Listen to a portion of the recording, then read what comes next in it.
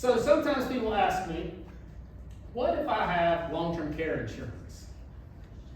How does that work with all these things you just showed me, Brad?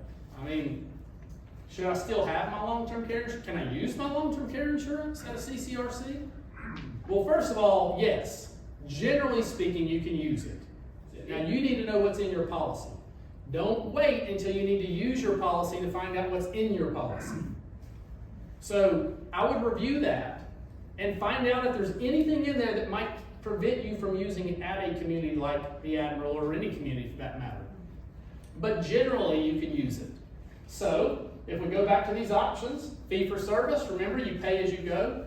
If you have long-term care insurance, then that can work because it'll help offset some of that cost later.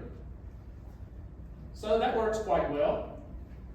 You pay the full cost, but you have long-term care insurance to offset it. That's pretty straightforward. Let's look at the next one, life care. Remember, you don't pay more as you go.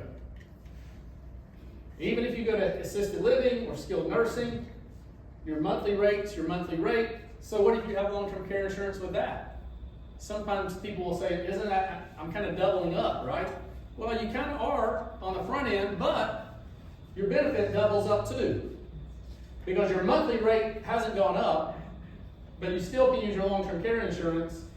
So you might find that your net cost after that is extremely low. And then just the same thing across the board here. So this kind of gives you just a visual of how the long-term care insurance would apply to each of those.